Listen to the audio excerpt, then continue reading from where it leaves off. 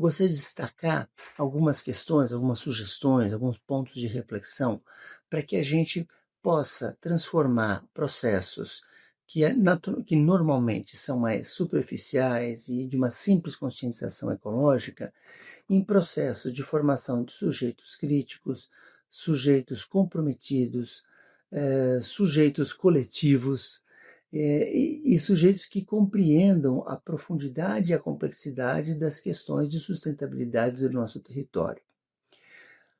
A primeira questão, e não tem uma ordem de importância aqui, é partir dos saberes dos educandos, valorizar cada saber. E aí, eu sou radical em dizer que todos os educandos têm saberes, das crianças do infantil, as crianças do fundamental, os adolescentes do ensino médio, os adultos da EJA, a comunidade escolar, todas as pessoas, todos os educandos têm saberes. Então, partir dos saberes que as crianças e que os nossos educandos já têm.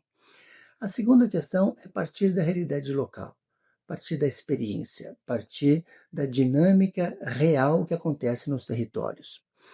A terceira é considerar toda a comunidade escolar como uma comunidade educadora. O aprendizado não acontece só na sala de aula, o aprendizado não acontece só no parque, o aprendizado acontece na hora da nossa alimentação, na hora da entrada, da saída, no respeito que nós temos com os outros profissionais que estão à nossa volta, na relação que a escola estabelece com a comunidade escolar. Então, entender que toda atividade que acontece dentro de uma escola deve ser uma atividade educadora, ou seja, uma atividade que forma pessoas através de levá-las à reflexão dos processos. A quarta é criar tempos e espaços para os diálogos entre os educadores e os educandos, mas principalmente entre educadores. Se nós queremos processos interdisciplinares, nós precisamos fazer com que as disciplinas se encontrem num espaço qualificado, um espaço onde cada uma das áreas de conhecimento, e aí eu digo todas as áreas de conhecimento, português, matemática, ciências, história, educação física, educação artística, filosofia, qualquer área de conhecimento tenha seu momento de encontro com as outras áreas de conhecimento. Essa é uma dica fundamental. Não há como construir projetos mão na massa que deem conta da complexidade da realidade sem que todas as áreas de conhecimento previamente não estejam em acordo. A quinta questão é efetivamente inverter. Inverter no sentido de fazer com que a gente entenda que os conteúdos curriculares não são meio, mas eles são formas da gente compreender a realidade. Então, aquela pergunta que eu já coloquei. Tirar a pergunta de como eu vou incorporar a dimensão ambiental na minha matéria, no meu conteúdo curricular, e perguntar como o meu conteúdo curricular, como a minha matéria, como a minha atuação como professor e professor pode ajudar os meus estudantes a compreender e atuar nas questões socioambientais do meu bairro, do meu país. A sexta questão é acolher todas as formas de registro e de percepção. Então, nós temos uma prática, e talvez isso vinda muito da universidade, de escrever, escrever, ler, escrever, ler, escrever. Será que nós não podemos dançar uma ideia? Será que nós não podemos construir um rap a respeito das indignações que as crianças têm com relação a um córrego que passa no seu bairro? Então, acolher diferentes formas de registro e de expressão de todas as nossas pessoas, educandos, educadores. O sétimo ponto é ter um momento em que toda essa produção realizada de forma criativa e com a mão na massa seja compartilhada com a comunidade.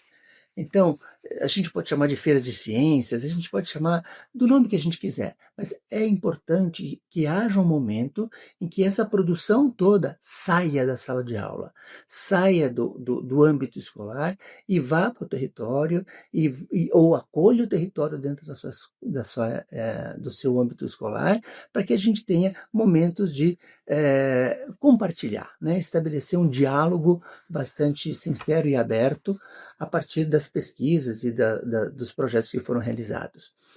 O oitavo ponto é estimular que as redes de ensino, as redes públicas, favoreçam, valorizem e ofereçam oportunidades de formação continuada para seus professores e seus professores e para os demais educadores que estão presentes na rede, né? Então, que as redes reconheçam que não só na sala de aula, mas em outros âmbitos da escola, há processos de formação, há processos de educação. Então, que ela favoreça essa formação, que ela favoreça a percepção de que todo mundo que está na escola tem um potencial educador e, para isso, precisa ser valorizado e reconhecido. O nono ponto é aproximar a escola das demais instituições públicas e de organização da sociedade civil que tem no território.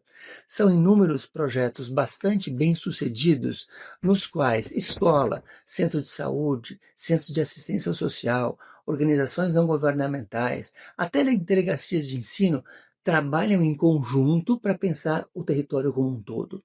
Então, essa ideia de a escola se entender como parte da sociedade, parte da instituição que faz parte daquele território, é fundamental. Isso só acontece quando, institucionalmente, as diversas organizações que estão presentes no território dialogam.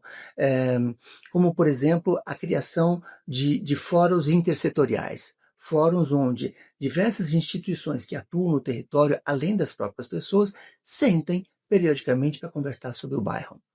E, por fim, uma última dica é que essas experiências que aconteçam numa escola, noutra e noutra, constituam-se ou reconheçam-se como parte de uma rede.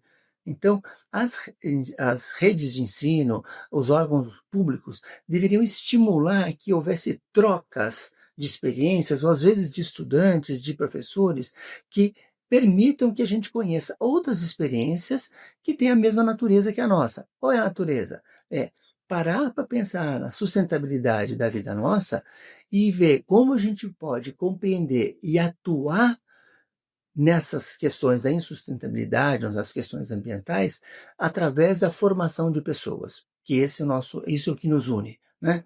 Temos questões socioambientais e nós acreditamos que a formação de pessoas de qualquer idade é fundamental para o enfrentamento, a compreensão e enfrentamento dessas questões. Então, criar redes entre essas diversas instituições de ensino pode ser uma estratégia bastante interessante.